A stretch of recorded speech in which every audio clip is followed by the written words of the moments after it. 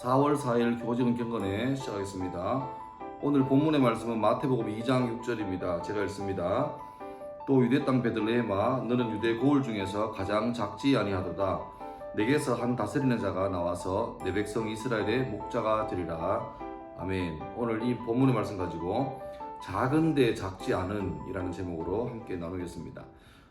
베들레헴 들어보셨죠? 베들레헴. 흔히 이제 중년에 살찐 내 또래의 아저씨들 뱃살 찌면 베들레헴이라고 그렇게 말하기도 하는데, 베들레헴이란 동네는 예루살렘의 어떤 남서쪽에 8km 정도에 있는 작은 동네 이름입니다. 동네 이름이고 비교적 비옥한 평야 지역과 인접해 있기 때문에 그 베들레헴이란 말의 뜻은 떡집입니다. 떡집.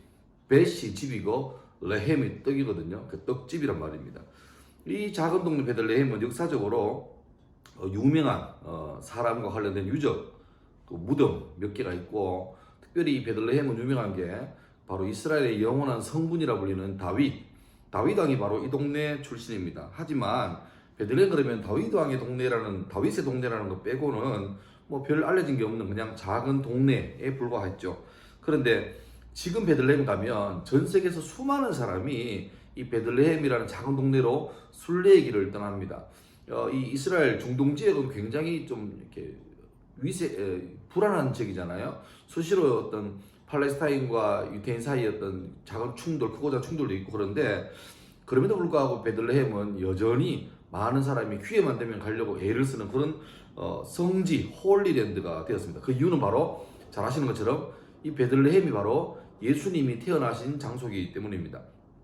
보잘것없는 작은 동네, 시골 동네, 조그만한 동네가 전 세계 사람의 이름이 다 알고 있고 유명한 그런 동네가 된 이유, 바로 이곳에서 태어난 한 사람, 뭐 작게는 다윗, 크게는 예수님, 이분 때문에 베들레헴은 가장 위대한 도시가 된 것이죠. 베들레헴은 지금도 여전히 작은 동네 같지만 더 이상 그 이름의 네임밸류는 절대로 적지 않은 그런 큰 동네가 된 것입니다.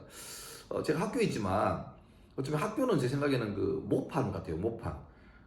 저는 시골 사람이라서 이 정서가 참 진한데, 봄에 벽실을 이제 파종을 하죠. 아주 밀집 파종을 하면 거기서 모가 자랍니다. 모가 이 정도 자라면 그 모를 찌죠. 쪄서 이제 정식으로 준비된 논에다가 모를 심죠. 모내기를 하는 거죠. 그러면 그 벽실을 파종할 때는 촘촘하게 하지만 그 이제 논에다가 모를 심을 때는 한 이 정도 간격을 두고 모를 두세 포기를 심죠. 그럼 그게 자라서 나중에 벼가 되는 거죠. 학교는 일종의 목판이라 생각합니다. 촘촘하게, 아직 이것이 얼마나 크게 자랄지, 여기에서 열매가 어떻게 맺힐지 모르지만 어떤 잠재력, 포텐셜한 그런 기능을 가지고 있는 그런 것이 바로 학교죠.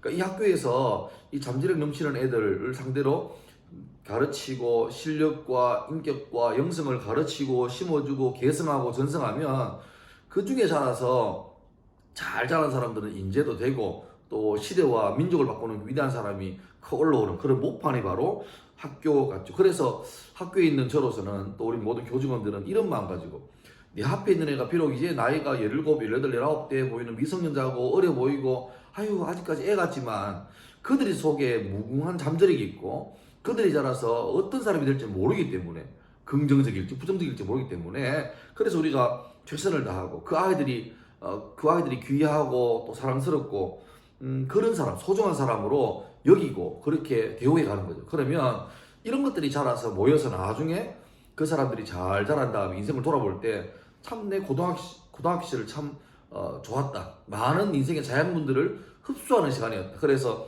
쭉 위로 커서 성장하는데 정말 좋은 양분들을 축적하는 시간이었다라고 돌아보고 감사하고, 또 어떤 후배들을 위해서 어떤 자기의 재능과 어떤 경험들을 나누는 선순환되는 구조를 만들어주는 게 바로 학교 아니겠습니까? 그래서 이제 오늘 4월 4일이니까 4월달 비록 지난주 금요일부터 시작했지만 본격적인 4월은 이제 오늘입니다. 학교로 봐서는 3월달이 제일 긴장되는 때예요.